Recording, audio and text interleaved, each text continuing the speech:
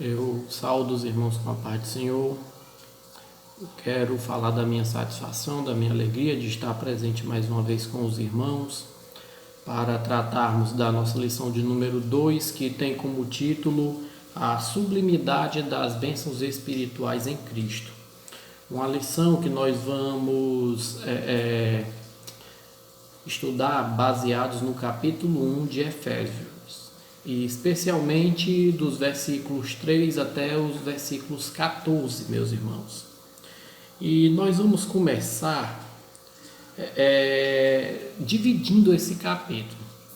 Primeiramente, dos versículos 3 até o versículo 14, no texto original nós temos uma seção só. Aí você me pergunta, René, como assim uma seção só? Uma seção só porque Paulo, quando escreveu esse texto aí, ele fez um texto praticamente sem pontos. Ele foi escrevendo e não parou até que chega no versículo 14.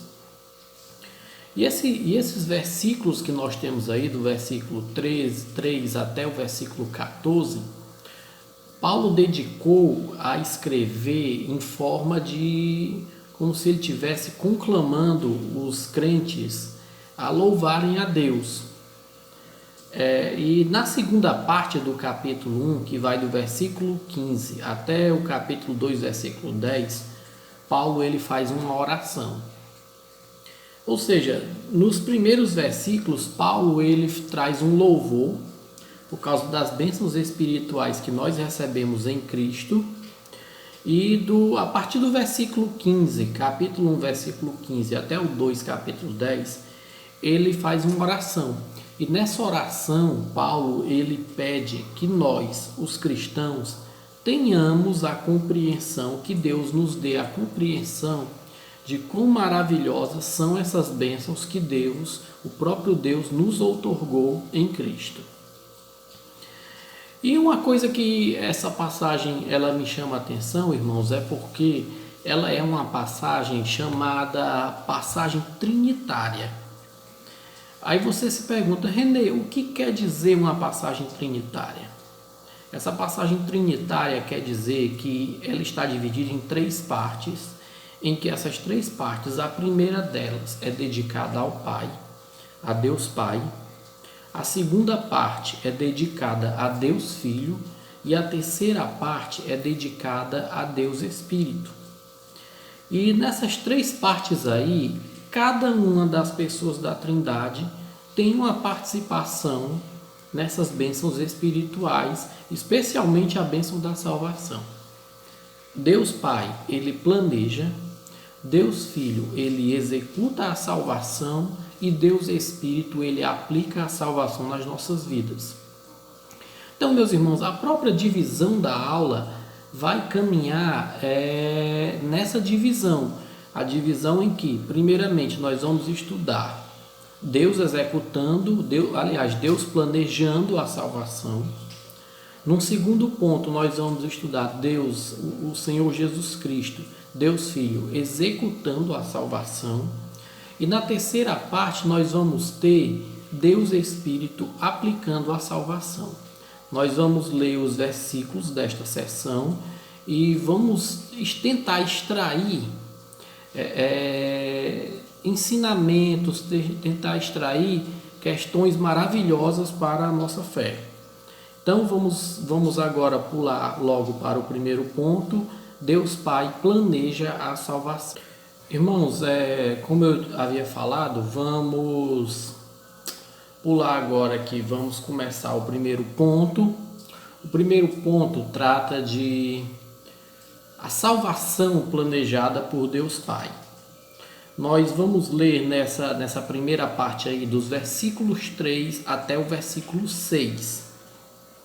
E vamos tentar extrair, vamos tentar entender e aplicar às nossas vidas a lição que Paulo passou para a igreja de Éfeso e que é a mesma lição que nós devemos apreender hoje nos nossos dias. Começando no versículo 3, irmãos, nós temos aí, Bendito seja o Deus e Pai de nosso Senhor Jesus Cristo, que nos abençoou com todas as bênçãos espirituais nas regiões celestiais em Cristo. Meus irmãos, antes de qualquer coisa, Paulo ele está nos dizendo que nós devemos louvar a Deus.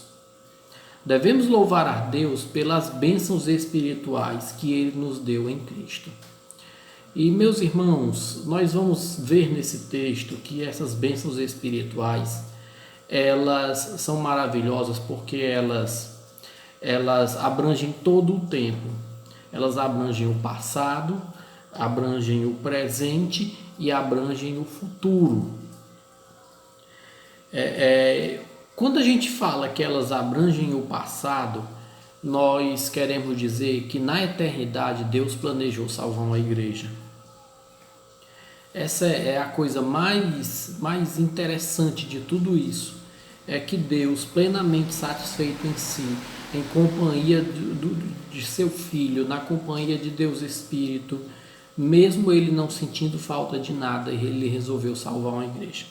Então, no aspecto passado, o simples fato de Deus ter planejado salvar um povo já é motivo de louvor para todos nós. Quando a gente fala que isso é uma bênção presente, nós queremos falar de consolo. Queremos dizer que cada um de nós deve descansar na salvação de Deus, porque a humanidade caminha para a perdição eterna, mas graças a Deus que nós, os cristãos, nós temos uma esperança, temos um escape, e essa bênção é presente porque Deus resolveu nos dar salvação dessa condenação eterna que infelizmente está destinada para todos aqueles que não aceitaram a Cristo como Salvador. E essa salvação ela também tem um aspecto futuro pelo motivo simples, porque mesmo que a nossa vida aqui seja boa, mesmo que nessa vida nós consigamos obter riquezas, mesmo que nós consigamos obter felicidade, realização na nossa carreira, mesmo que nós consigamos todas essas coisas, nós devemos entender que a nossa eternidade não é aqui, o nosso futuro não é aqui, o nosso triunfo final não é aqui. O futuro que nos espera é algo glorioso, é algo que nada nesse mundo pode se comparar. Então, essas bênçãos elas têm abrangência no passado, no presente e no futuro. Por isso que o apóstolo, logo no versículo 3, ele vai logo dizendo: bendito seja o Deus e Pai de nosso Senhor Jesus Cristo, que nos abençoou com todas as bênçãos espirituais nas regiões celestiais em Cristo. E no versículo 4 ele coloca: antes da fundação do mundo, Deus Pai nos escolheu nele para sermos santos e irrepreensíveis diante dele. Meu irmão, o texto é claro. Antes de existir mundo, Deus resolveu salvar um povo. Essa decisão, ela é maravilhosa e nós temos que louvar a Deus por isso. Porque se nós conhecemos a Deus hoje, se nós somos salvos, se nós temos esperança em Cristo, nós podemos ter certeza de uma coisa: a iniciativa não foi nossa. A iniciativa foi do próprio Deus, e quando ele tomou essa decisão, não existia sequer mundo. Então isso é uma coisa maravilhosa e ao mesmo tempo que é uma coisa maravilhosa, é algo que deve nos encher de alegria e nos encher de humildade. Sabe por quê? Porque nós não temos mérito na nossa salvação. Nós não temos mérito. Deus não nos salvou porque nós somos bons. Ele não nos salvou porque ele necessitava de alguma coisa, porque ele é perfeito. E um Deus perfeito tem tudo em si e não precisa que mais nada seja acrescentado para a sua plena satisfação. E apesar de nós não compreendermos isso em toda a sua plenitude, uma coisa é certa: Deus fez isso por amor. Deus fez isso por amor E por outro lado, o mesmo versículo 4, ele trata de uma coisa interessante. Ele diz que antes da fundação do mundo, Deus nos escolheu nele, mas não escolheu para qualquer coisa, escolheu para sermos santos e irrepreensíveis diante dele. Meus irmãos, a salvação ela é um presente, a salvação ela é sem mérito, a salvação é um dom de amor da parte de Deus. Mas não existe salvação sem expiação. Não existe salvação sem purificação de pecado. Não existe salvação genuína sem mudança na natureza do ser humano. E ele deixa isso claro quando ele usa a palavra irrepreensíveis diante dele. Irrepreensíveis, ou seja, pessoas que se dizem salvas, a primeira característica que elas vão manifestar nas suas vidas, sabe o que é? É pureza. A primeira característica que elas vão manifestar nas suas vidas é pureza, santidade. A palavra mais correta é essa, é santidade. Então, quando nós chegarmos a ver alguém que se diz cristão, que se diz salvo e não apresenta essas características, nós devemos desconfiar da fé dessas pessoas, porque a salvação, ela além de ser um presente, ela não é realizada sem mudança na natureza do ser humano que o torne santo e irrepreensível diante de Deus.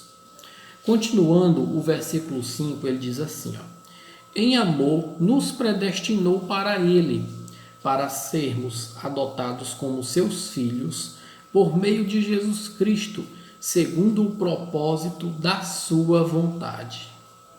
Meus irmãos, e Deus Pai, ele foi além. Ele não só tomou a decisão de salvar um povo para si, como ele já traçou o destino desse povo. Existem muitas questões relacionadas aos termos eleição e predestinação. Existirá uma lição específica sobre isso, que vai tratar desse assunto em detalhes, mas de antemão predestinar significa dar um destino. Dar um destino de antemão a um povo. E o destino que Deus deu para esse povo é o destino de ser adotado como filho de Deus. E é interessante que, se nós formos pensar bem, Deus ele só tem um filho por sua natureza, um filho com a sua mesma natureza, que é o nosso Senhor Jesus Cristo. Todos os demais seres humanos, eles não nascem filhos de Deus, eles se tornam filhos de Deus a partir do momento que eles aceitam a Cristo como Senhor e Salvador e são adotados na família de Deus. O restante da humanidade não pode ser considerada filho de Deus. É um engano das pessoas acharem que, pelo simples fato de elas terem sido criadas por Deus, elas são filhas de Deus. Não, de jeito nenhum. O texto é claro que filhos de Deus, somente aqueles que aceitam Jesus como Senhor e Salvador e se tornam filhos por adoção. O texto está dizendo adoção. E como filhos de Deus, mesmo por adoção, nós seremos participantes e co-herdeiros em Cristo de todas as coisas. E isso é uma coisa maravilhosa, porque nós sabemos que o universo é enorme, nós sabemos que o planeta Terra é enorme, nós sabemos que existem muitas maravilhas no universo, mas o que está reservado para nós é algo glorioso, é algo muito maior do que todas essas coisas. E nós, como filhos adotivos de Deus, também herdaremos todas essas coisas na eternidade. E no versículo 6, ele diz o seguinte: para louvor da glória de sua graça, que ele nos concedeu no amado. Meus irmãos, eu tento pensar na profundeza do amor de Deus, tento pensar na grandeza do amor de Deus, tento pensar na misericórdia e na graça de Deus, eu tento pensar em todas essas coisas e eu não consigo achar uma palavra que expresse a maravilha que isso representa. Por um motivo simples, porque Deus ele não resolveu amar pessoas perfeitas. Deus ele não resolveu salvar pessoas que estejam honrando o seu nome diuturnamente, não. Deus ele resolveu salvar pecadores. Deus ele resolveu salvar pessoas injustas. Ele resolveu salvar pessoas que todos os dias estavam nesse mundo blasfemando, sendo inimigos da sua natureza santa. E não é à toa que o apóstolo ele vai encerrar essa primeira parte dizendo o seguinte: para louvor da glória da sua graça, a graça de Deus, o favor imerecido, que ele nos concedeu gratuitamente. E nos concedeu como? Gratuitamente no amado. E esse amado que o texto fala é o nosso Senhor Jesus Cristo, o Filho unigênito de Deus, que deu a sua vida para nos salvar. Então, meus amados, nós temos visto a obra do Pai, que planejou a salvação desde a eternidade, e ele planejou essa salvação, e juntamente com ela, essa salvação engloba a adoção, a nossa adoção como os filhos de Deus, engloba o nosso destino traçado na eternidade como herdeiros de todas as coisas, juntamente com Cristo Jesus, o amado de Deus. Vamos para o segundo ponto. Irmãos, agora no nosso segundo ponto, nós vamos tratar da obra de Jesus Cristo, o Filho de Deus, que ele executou a salvação. Ele é o responsável por executar a salvação, e a execução dessa salvação, meus irmãos, ela começa a partir do momento em que Jesus Cristo, a segunda pessoa da Trindade, se torna homem, se torna carne para viver uma vida de privação por nós, viver uma vida de limitações por nós, mas porém ele viveu uma vida de santidade. E o que é mais interessante, ele viveu uma vida para morrer por nós. Então, nós vamos começar essa segunda parte aqui. Nós vamos começar a partir do versículo 7 e nós vamos terminar essa segunda parte. Paulo ele termina essa segunda parte no versículo 12. Então, essa segunda parte nós vamos tratar do Filho que executa a obra da salvação. E vamos ler versículo por versículo, do versículo 7 até o versículo 12. E inicialmente no versículo 7 nós temos: nele temos a redenção pelo seu sangue, a remissão dos pecados segundo a riqueza da sua graça. Se você observar aí na sua Bíblia, você vai ver que o versículo 6 termina com a palavra amado, que nós esclarecemos no ponto anterior, que esse amado ele é o Senhor Jesus Cristo. Então o versículo 7 continua o versículo 6 e diz que nele, nesse amado, temos a redenção. E como nós temos essa redenção? Pelo seu sangue, que representa a remissão dos pecados segundo a riqueza da sua graça. E eu quero reforçar o que eu comecei dizendo. O Filho começa a executar essa salvação a partir do momento em que ele encarna. E esse é um mistério maravilhoso, é uma coisa que nós jamais conseguiremos entender como um Deus eterno, totalmente perfeito, onipotente, onipresente, onisciente, eterno, imutável.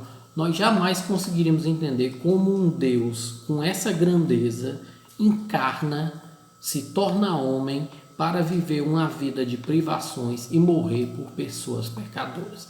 Nós jamais vamos entender isso.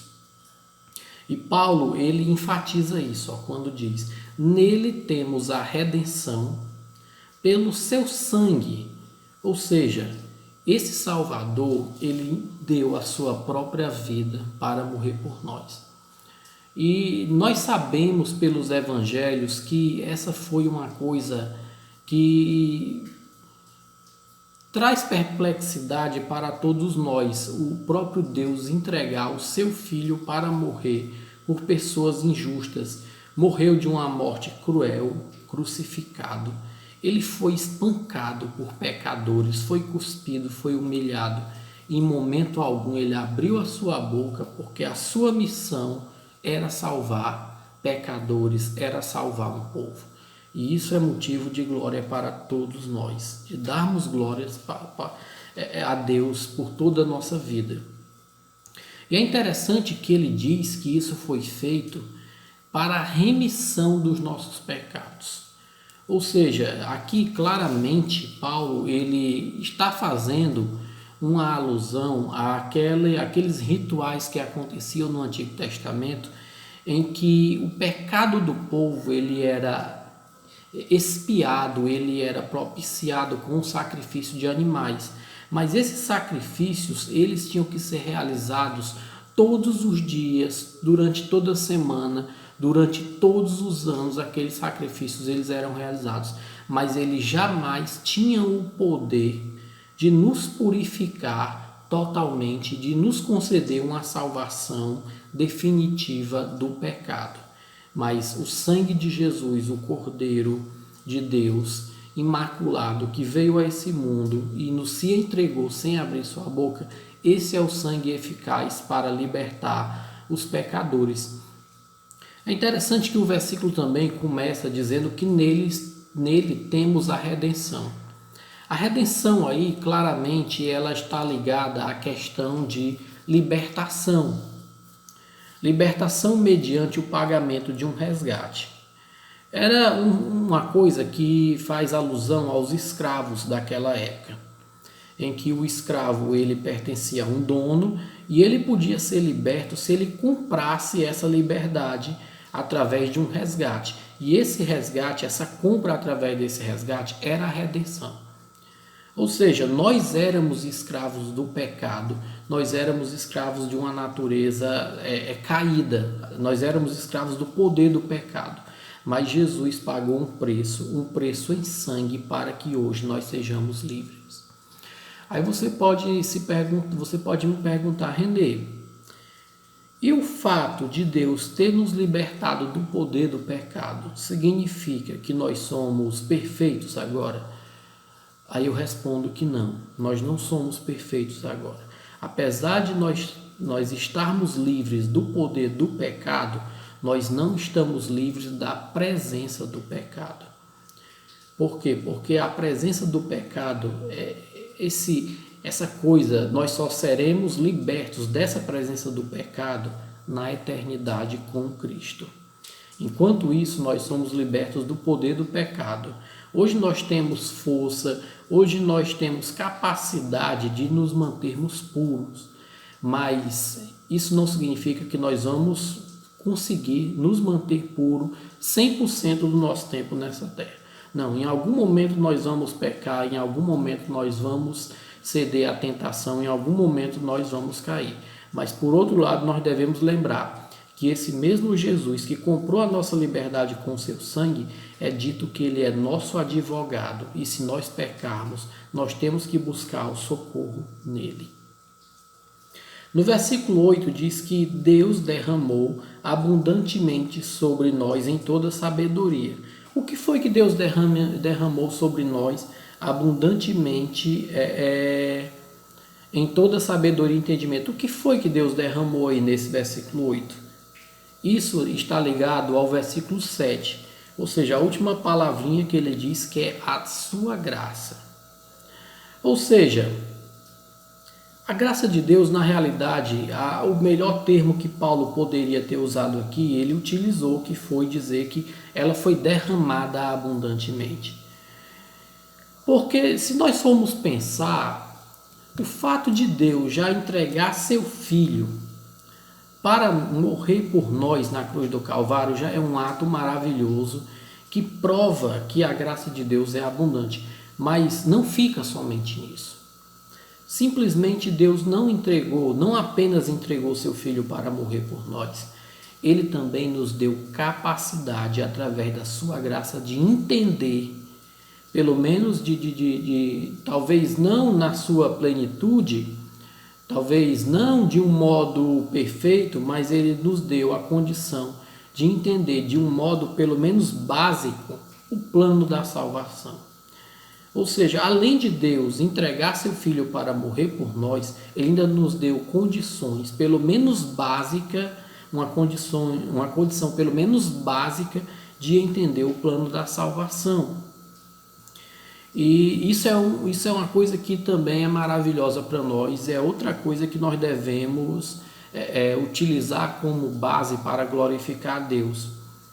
Porque antes mesmo, antes de sermos cristãos, nós éramos ignorantes acerca de quem era Deus, acerca de quem era Cristo. Mas foi graças também à providência divina que nós hoje temos algum entendimento acerca disso.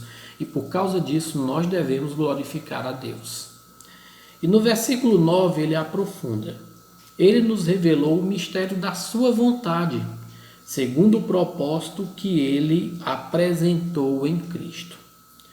Meus irmãos, o que foi mistério no passado, hoje deve ser proclamado como verdade.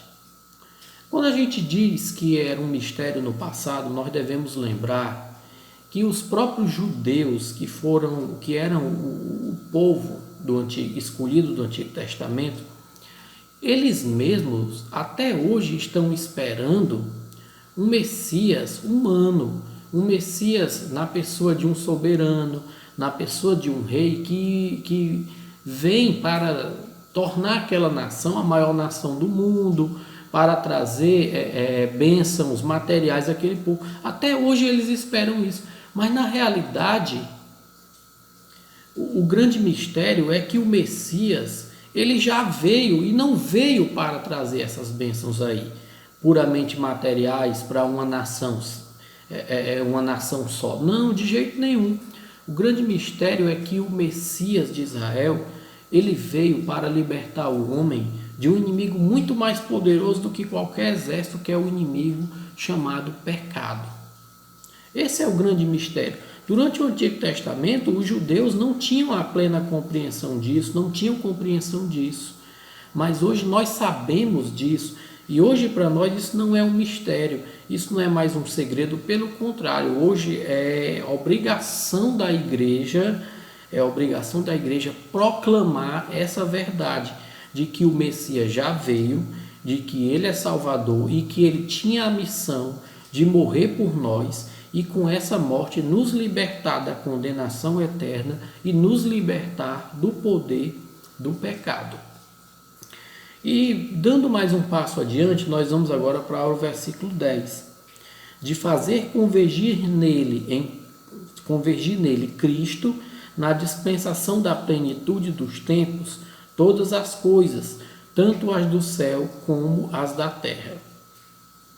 O que deve ser proclamado? Jesus Cristo encarnado. O próprio Deus encarnado, que numa pessoa só reúne o melhor do céu, a natureza divina, e o melhor da terra, uma natureza humana sem pecado. É esse Cristo que deve ser proclamado. E apesar de ele ser 100% Deus, ser poderoso, e apesar de todas essas coisas, ele entregou a sua vida voluntariamente para salvar os perdidos, num período chamado plenitude dos tempos. O que é essa plenitude dos tempos, René? Foi exatamente aquele momento certo, destinado por Deus, que reuniu todas as condições favoráveis para que o Cristo viesse ao mundo. Naquele período ele veio, naquele período ele nasceu como um homem qualquer, ele cresceu como qualquer homem, ele se desenvolveu como um ser humano comum, até que chegou aos seus 30 anos de idade, ele começou o seu ministério, passou 3 anos pregando a si mesmo como Salvador, até o momento que ele entrega a sua vida em favor dos pecadores. Mas porque ele era eterno, ele ressuscitou e está à destra de Deus hoje, intercedendo por nós como advogado. No versículo 11 e versículo 12, eu vou ler os dois de uma vez só. Paulo diz o seguinte: em Cristo fomos também feitos herança, predestinados segundo o propósito daquele que faz todas as coisas, conforme o conselho da sua vontade, a fim de sermos para louvor da sua glória, nós, os que de antemão esperamos em Cristo. O Messias, Jesus Cristo, ele veio a esse mundo, como eu já destaquei várias vezes, e ele morreu por nós. Mas tendo ressuscitado, hoje ele é herdeiro de todas as coisas. Não só herdeiro de todas as coisas, ele herdará também a igreja.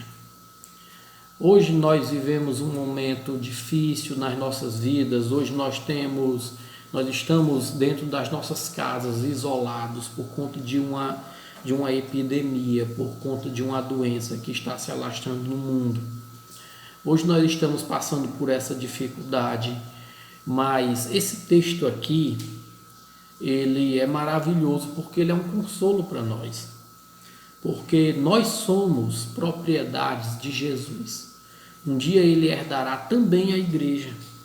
Está muito claro quando ele diz: em Cristo fomos também feitos herança, predestinados segundo o propósito daquele que faz todas as coisas conforme o conselho da sua vontade. Ou seja, nós também somos propriedade de Jesus. E todas as dificuldades que nós passamos hoje, todas as lutas que nós estamos passando hoje, um dia elas serão findadas. E nós, como propriedades de Deus, nós seremos reunidos com o nosso Salvador para toda a eternidade.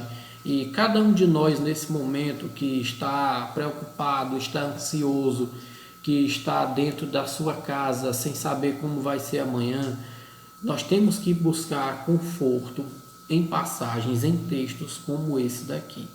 Independentemente da luta que nós passemos, nós devemos nos apegar a essas promessas.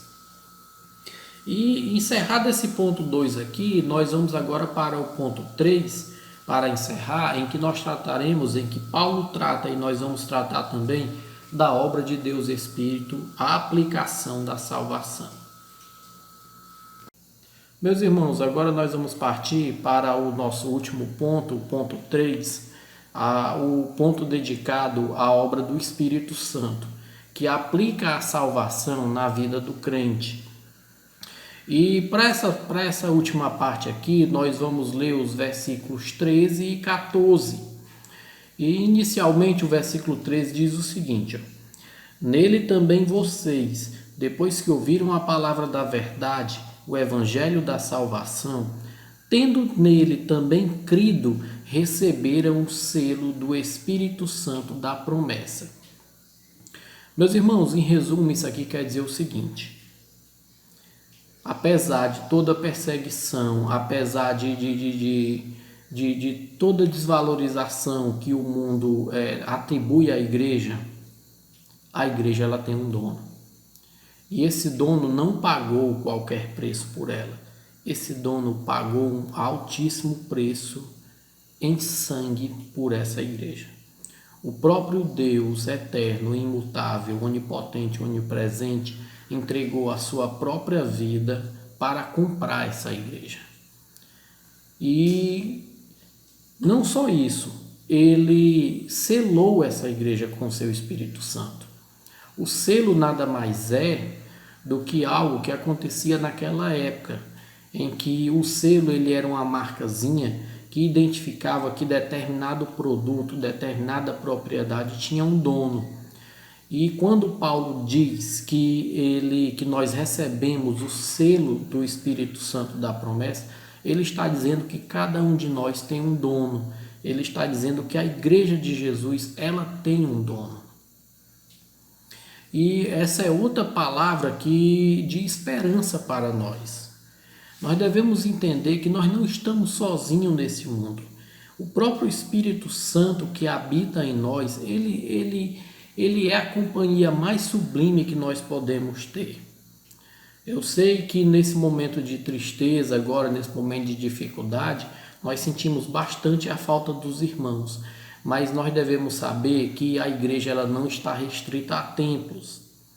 Eu estou ansioso para reencontrar os irmãos, para falar com os irmãos, para saudar cada um de vocês com a paz do Senhor.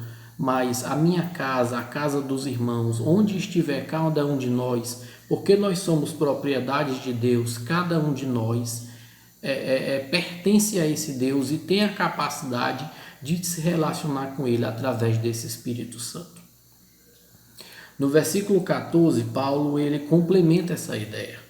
Ele diz o seguinte: o Espírito é o penhor da nossa herança, até o resgate da sua propriedade em louvor da sua glória.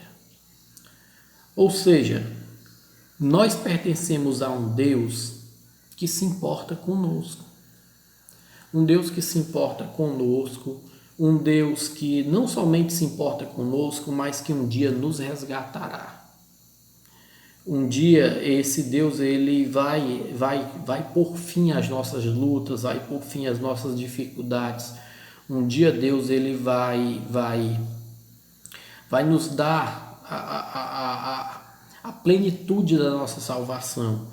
E porque Ele é o penhor dessa salvação, nós podemos ter certeza de que isso um dia vai acontecer. A nossa esperança reside exatamente nisso. Nós não podemos jamais esquecer disso. Não importa a luta que nós passemos, não importa as dificuldades que nós passemos. Nós temos um dono e esse dono um dia nos resgatará para a sua eternidade. Então, meus irmãos, eu quero encerrar aqui. Quero dizer da minha satisfação de estar mais uma vez gravando essa aula, falando sobre esse texto de Efésios, e quero dizer da minha expectativa de que nós estejamos juntos pessoalmente o mais rápido possível.